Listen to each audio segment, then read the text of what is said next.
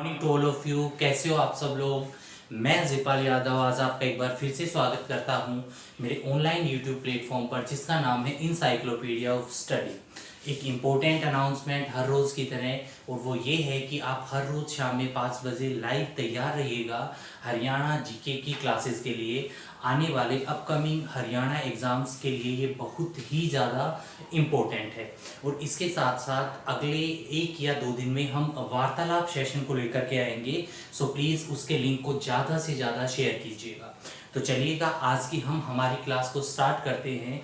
कल हमने इकोनॉमिक्स में भारत में बैंकिंग के बारे में पढ़ा था। हमने पढ़ा था कि किस तरीके से 1 अप्रैल 1935 को रिजर्व बैंक ऑफ इंडिया की एस्टेब्लिशमेंट हुई।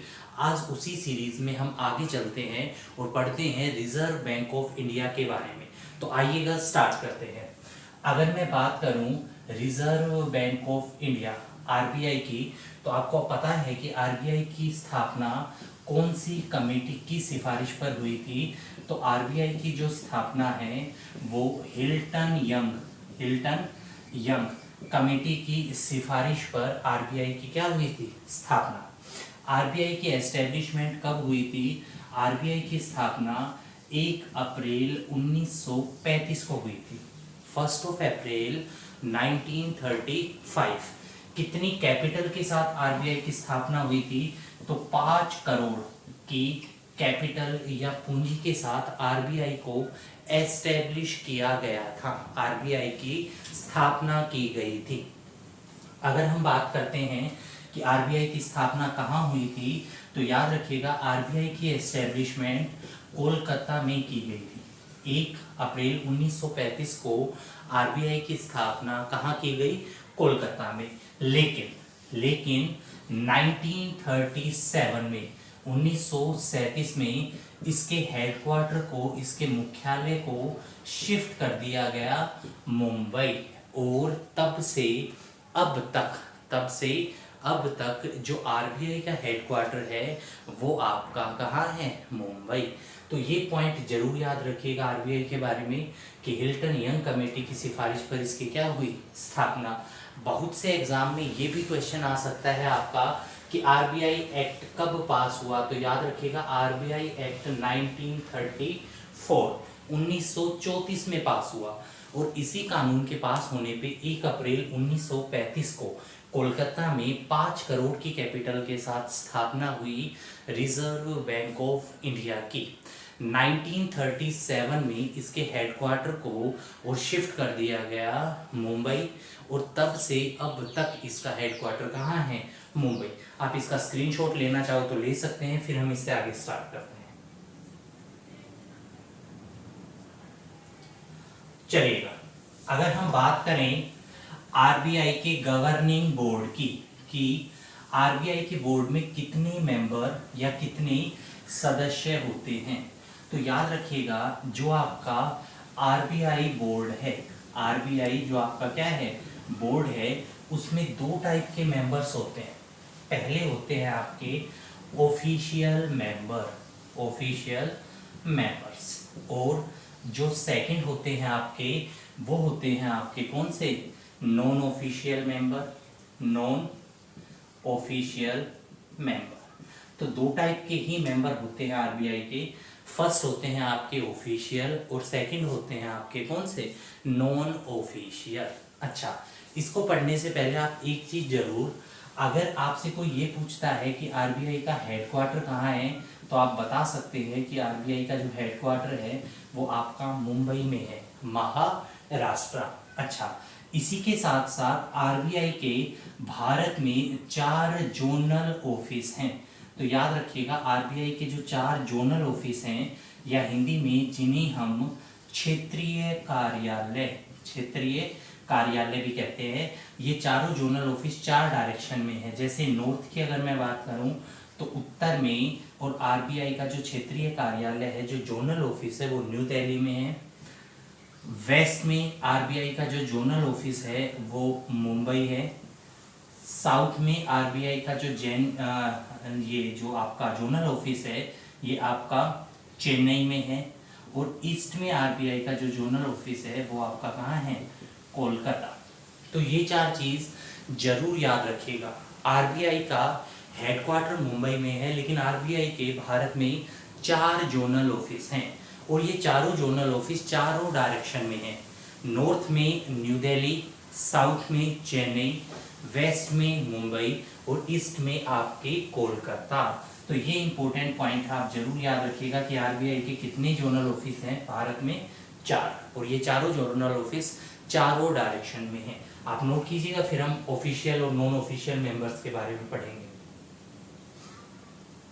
चलिएगा, अगर हम बात करें आरबीआई के ऑफिशियल मेंबर्स के बारे में, तो आरबीआई के जो ऑफिशियल मेंबर्स होते हैं ये टोटल कितने होते हैं, 5 आरबीआई के मेंबर्स होते हैं। ये आरबीआई के ऑफिशियल मेंबर्स कहलाते हैं। ये जो 5 मेंबर्स होते हैं ये एक्चुअली आरबीआई की पॉलिसीज बनाते हैं, इसीलिए इन्हें आरबीआई का पॉलिसी मेकर या योजना अधिकारी भी कहते हैं। अगर आरबीआई की कोई भी पॉलिसी सफल होती है तो उसका श्रेय भी इन 5 को जाएगा, क्योंकि वो पॉलिसीज इन्होंने ही बनाई थी। और अगर आरबीआई की कोई पॉलिसी फ्लॉप होती है तो उसके लिए भी इन 5 को ही रिस्पॉन्सिबल या जिम्मेदार ठहराया जाएगा। जो नॉन ऑफिशियल मेंबर्स होते हैं दे आर जस्ट एडवाइजर। ये तो आपके खाली क्या होते हैं, सलाहकार। ये एडवाइजर होते हैं, ये इनको सलाह देते हैं। ये इन पे डिपेंड करता है कि ये इनकी सलाह माने या ना माने। तो आरबीआई के ऑफिशियल मेंबर मैंने आपको बताया 5 होते हैं। इनमें एक आरबीआई का होता है गवर्नर, एक आरबीआई का क्या होता है, गवर्नर, और 4 आरबीआई के होते हैं डेप्यूटी गवर्नर। एक गवर्नर और 4 क्या होते हैं, डेप्यूटी गवर्नर। यही वास्तव में पॉलिसी मेकर हैं, योजना अधिकारी हैं, और ये टोटल नंबर में कितने होते हैं, 5।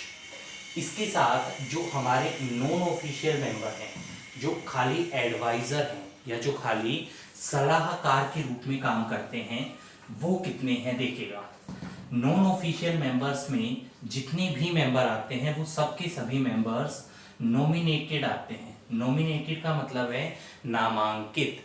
इनको अलग अलग ऑर्गेनाइजेशंस द्वारा नॉमिनेट किया जाता है। इनके लिए नॉमिनेशन ही प्रोसेस है यहाँ तक आने का। अच्छा, इसमें से जो 4 मेंबर्स हैं, जो 4 सदस्य हैं, they are nominated by the zonal office. आपको मैंने अभी बताया कि आरबीआई के भारत में कितने जोनल ऑफिस हैं, 4। और इन चारों जोनल ऑफिस से एक एक व्यक्ति को, जिसे अर्थशास्त्र की बहुत अच्छी नॉलेज है, पॉलिसीज की, उसे नॉमिनेट कर दिया जाता है। तो इस तरीके से 4 मेंबर्स जोनल ऑफिस या क्षेत्रीय कार्यालय से आते हैं। 2 मेंबर्स, जो 2 सदस्य हैं, they are nominated by the ministry of finance. इन्हें भारत सरकार की वित्त मंत्रालय द्वारा नामांकित किया जाता है। याद रखिएगा, 2 मेंबर्स को नॉमिनेट करती है आपकी मिनिस्ट्री ऑफ फाइनेंस। इसके साथ साथ 10 मेंबर, जो 10 सदस्य हैं, they are nominated by the government of India. इन्हें भारत सरकार द्वारा मनोनीत किया जाता है। अगर इस समय गवर्नमेंट को लगता है कि जो मनमोहन सिंह थे, जो आपके फॉर्मर प्राइम मिनिस्टर थे, वो एक बहुत अच्छे इकोनॉमिस्ट हैं और आरबीआई को उनकी एडवाइस या सलाह की ज़रूरत है, तो गवर्नमेंट चाहे तो उनकी सहमति पर उन्हें नॉन ऑफिशियल मेंबर्स के रूप में अपॉइंट किया जा सकता है।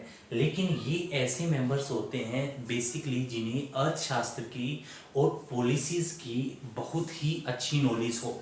तो इस तरीके से 10 और 2 12 और 4 16 total non official members RBI के कितने होते हैं, 16। लेकिन ये खाली सलाहकार ही होते हैं, ये एडवाइस देते हैं ऑफिशियल मेंबर्स को। और इस तरीके से आरबीआई के गवर्निंग बोर्ड में 16 जमा 5 जो टोटल मेंबर होते हैं वो आपके कितने होते हैं, 21। याद रखिएगा, ये आरबीआई का पूरा आपका बोर्ड था। आप इसका स्क्रीनशॉट ले सकते हैं या लिख सकते हैं। फिर हम आगे चलते हैं।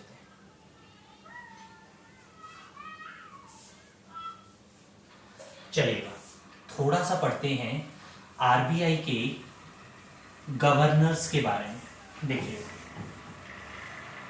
जो आरबीआई का गवर्नर है उसके लिए क्या क्राइटेरिया है या किन व्यक्तियों को आरबीआई के गवर्नर के रूप में अपॉइंट किया जाता है।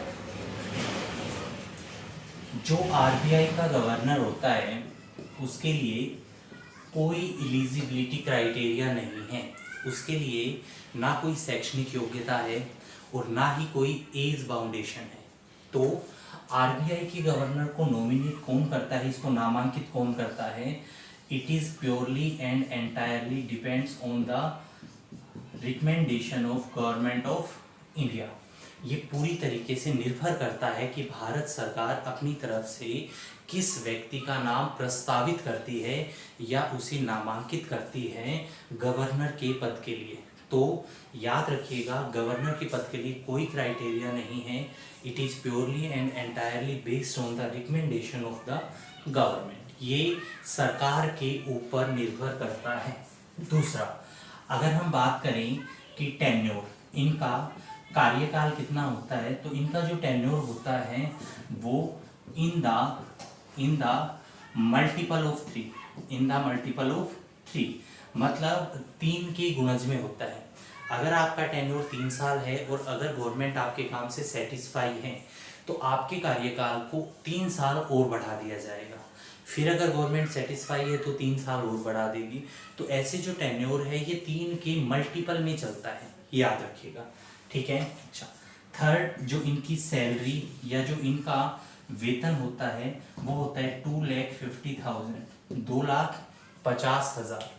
ऐसा नहीं है कि इनका टेन्योर 3 साल फिक्स है, अगर ये चाहे तो समय से पहले भी और खुद भी रिजाइन कर सकते हैं और ऐसा हुआ भी है, या इन्हें गवर्नमेंट द्वारा भी हटाया जा सकता है। तो याद रखिएगा, इनके नाम की सिफारिश भारत सरकार करती है, कार्यकाल 3 के गुणज में होता है, वेतन होता है कितना, 2.5 लाख। नोट कर लीजिएगा प्लीज।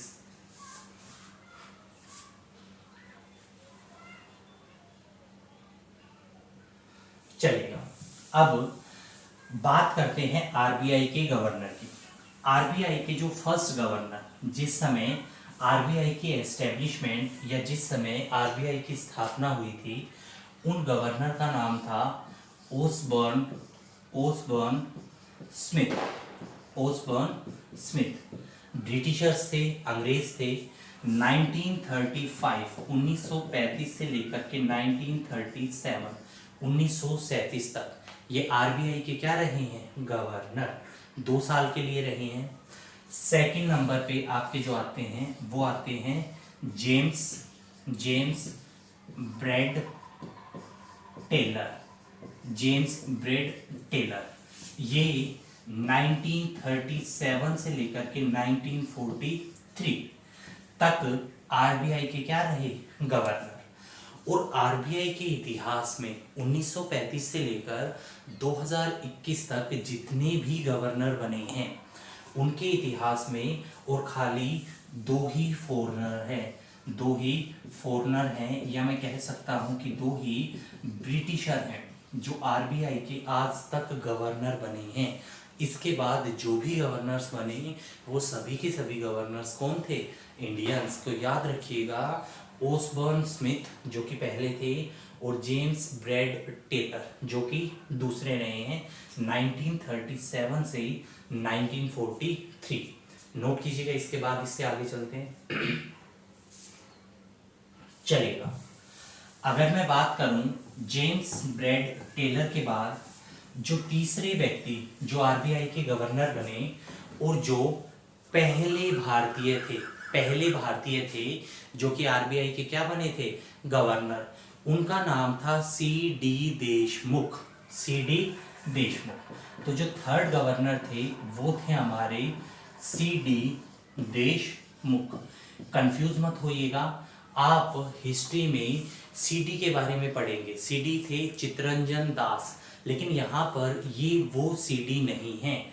इनका पूरा जो नाम था वो चिंतामन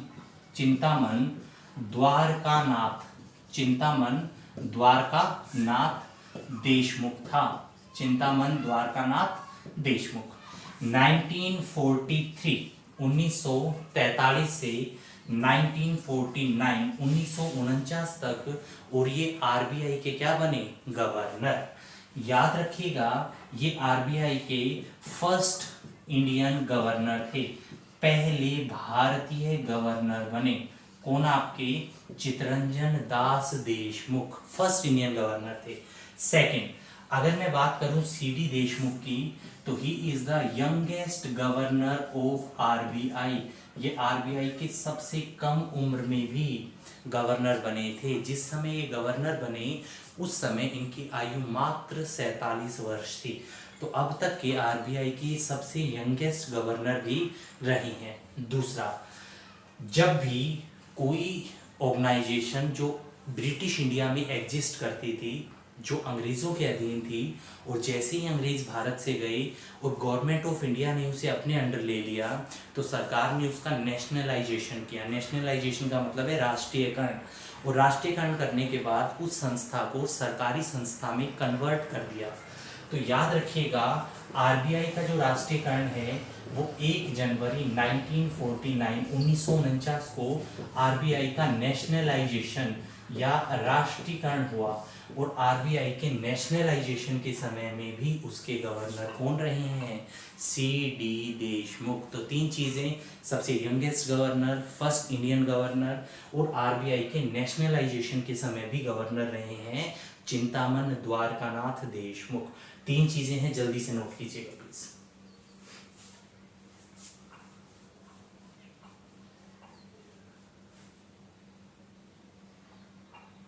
ठीक है, चलेगा। आरबीआई के जो चौथे गवर्नर रहे हैं उनका नाम रहा है बेनीगल रामा राव। देखिएगा, अगर मैं बात करूं बेनीगल रामा राव की, तो जो बेनीगल रामा राव है वो 1949 से लेकर 1957 तक आरबीआई के क्या रहे, गवर्नर।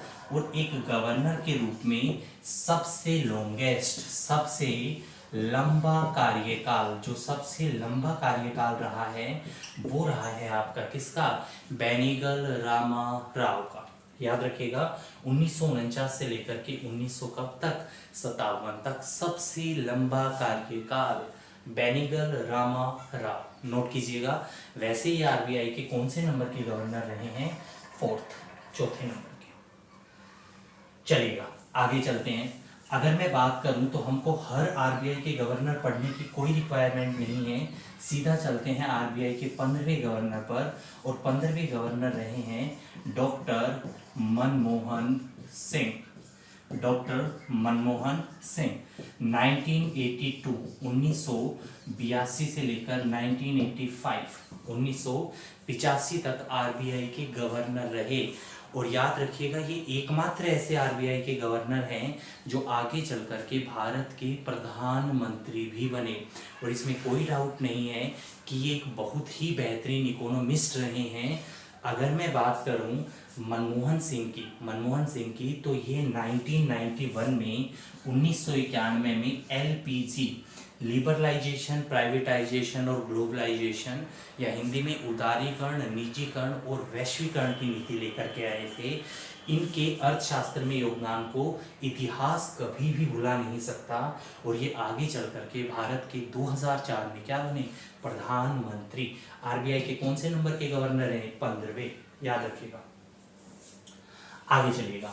16वें नंबर के जो आरबीआई के गवर्नर रहे हैं उनका नाम रहा है अमिताव घोष। अभितव घोष। अगर मैं अभितव घोष की बात करूं तो अभितव घोष खाली 20 दिन के लिए और आरबीआई के क्या बने, गवर्नर। अमिताव घोष। अगर मैं बात करूं अमिताव घोष की, तो अमिताव घोष का जो टेन्योर है आरबीआई के गवर्नर के रूप में वो अब तक का सबसे शॉर्टेस्ट टेन्योर है, सबसे छोटा कार्यकाल है। मात्र कितने दिन के लिए आरबीआई के गवर्नर रहे हैं, 20 दिन के लिए। ठीक है, आगे चलिएगा। अगर मैं आरबीआई के 23वें गवर्नर की बात करूं, 16वें के बाद अगर मैं 23वें गवर्नर की बात करूं तो उनका नाम था रघुनाथ गोविंद राजन। रघुनाथ गोविंद राजन 2013 से लेकर 2016 तक आरबीआई के क्या रहे, गवर्नर। अब तक आरबीआई के जितने गवर्नर रहे हैं उनमें सबसे बेस्ट गवर्नर रहे हैं हमारे कौन, रघुराम गोविंद राजन। और वैसे आरबीआई के कौन से गवर्नर थे, 23वें।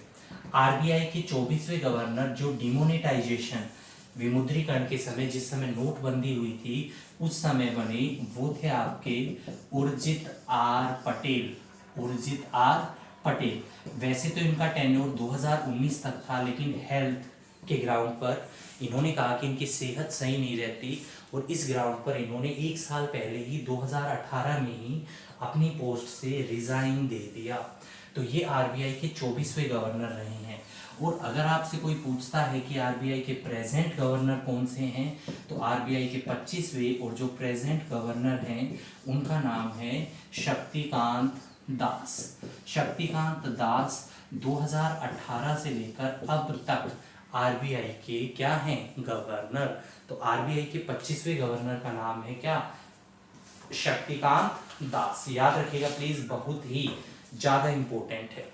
अच्छा, इसके साथ साथ और 4 आरबीआई के डेप्यूटी गवर्नर भी होते हैं, तो उनके नाम भी याद रखिएगा। एक तो अभी बने हैं जो न्यूज में काफी ज्यादा है, डेप्टी गवर्नर जो आरबीआई के हैं, फर्स्ट है आपके टी रविशंकर। इनको अभी पिछले साल ही और आरबीआई का क्या बनाया गया है, डेप्यूटी गवर्नर।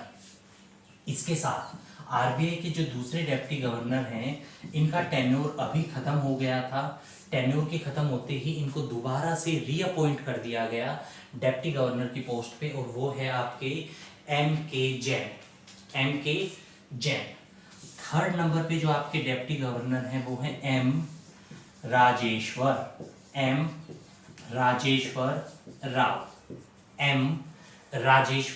राव। और जो फोर्थ है आपके, वो लास्ट आपके हैं एम डी पात्रा। ये 4 डेप्टी गवर्नर और एक आरबीआई के गवर्नर, यही आरबीआई के क्या कहलाते हैं, ऑफिशियल मेंबर। तो आज की क्लास को यहीं पे कंक्लूड करते हैं। आई होप कि आपको क्लास अच्छी लगी होगी। अगर आपको ये क्लास अच्छी लगी है तो हमारे चैनल को ज़्यादा से ज़्यादा सब्सक्राइब कीजिएगा, वीडियोस को ज़्यादा से ज़्यादा शेयर कीजिएगा और इसी तरीके से अपना प्यार और सहयोग बनाए रखिएगा। Thank you. जय हिंद, जय भारत।